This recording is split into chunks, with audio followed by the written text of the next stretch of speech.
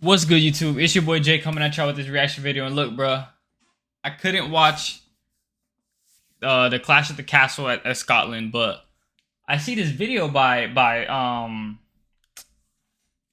what's the nigga name, bro? WrestleMania, and it says real reasons why Drew McIntyre lost. So that boy lost his hometown, bro. Let's just get straight into it, bro. Back with another video.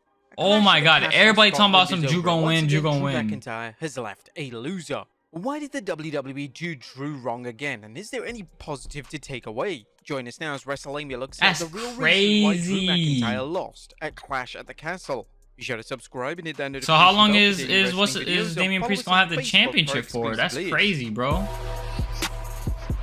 Y'all know the beat be knocking.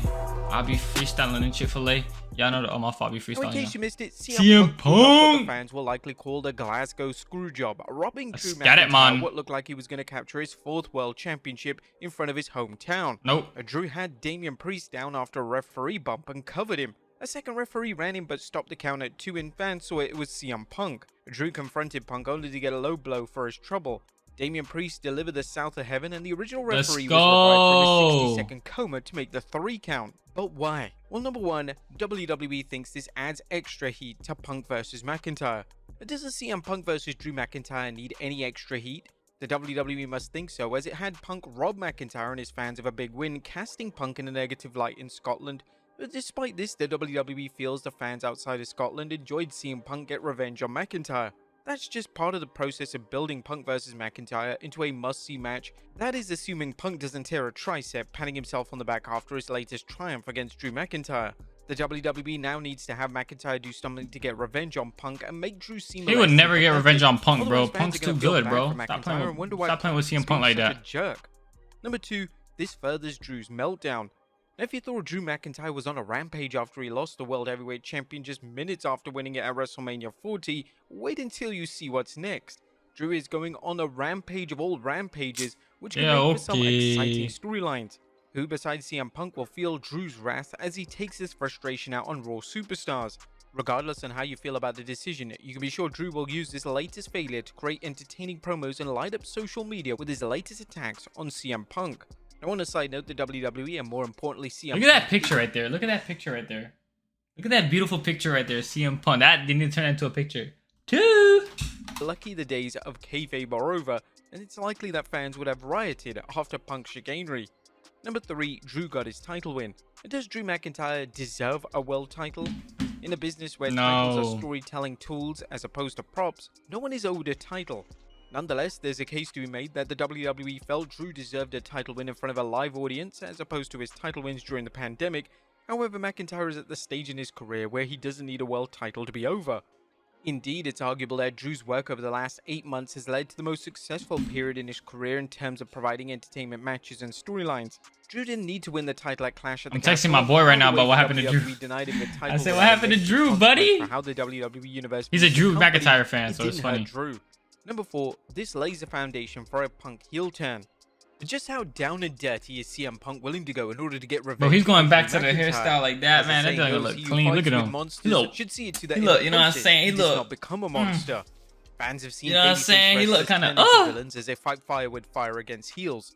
Bret Hart's obsession with Stone Cold Steve Austin led to Hart's memorable heel turn, and more recently, fans have seen this wrath with Hangman Adam Page as he's abandoned all principles to get even with Swerve Strickland. CM Punk has shown he's willing to do whatever it takes to win. Recall how he tried to play mind games with Cody Rhodes prior to this year's Rumble. Although his rivalry with McIntyre likely won't result in a double turn, it could foreshadow a heel turn against a babyface.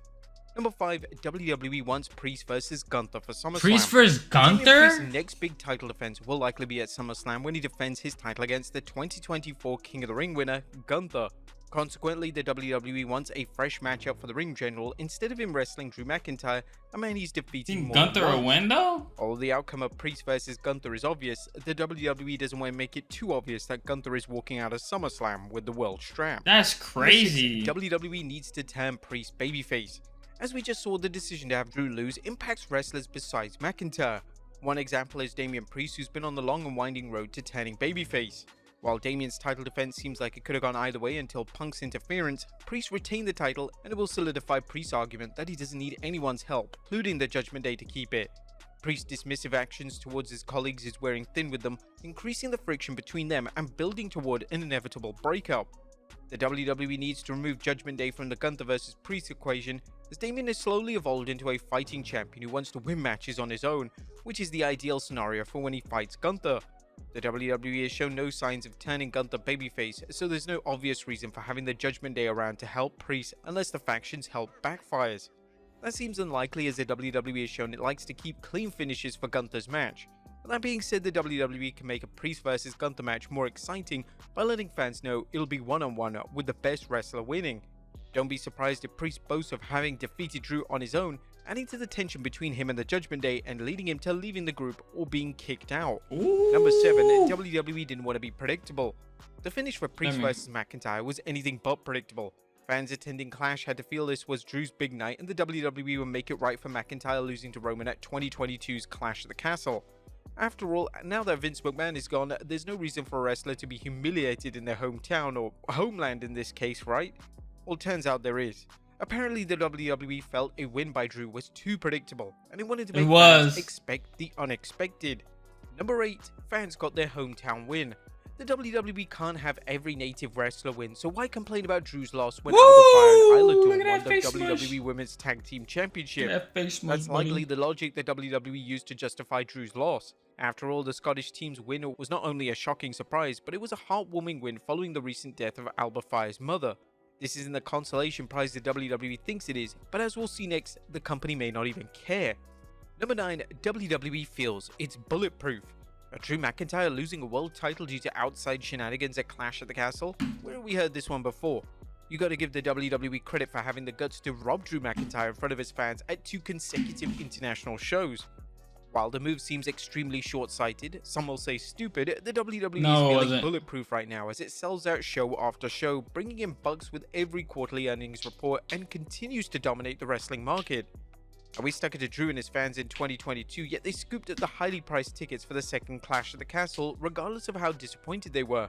WWE may even feel it has nothing to worry about, because even if it's wiped out Scottish fans' interest in the product, there are plenty of other countries eager to land a WWE PLE. And number 10, WWE dropped the ball. Regardless of the reasons, the end result is WWE dropped the ball with its decision for Drew to lose at Clash at the Castle. While we already mentioned several reasons why WWE felt Drew had to lose, but the way the promotion orchestrated things was terrible. Or at least we did in our recap and analysis of the video, downright ugly. It's too early to tell whether this will have any lasting effect on fans.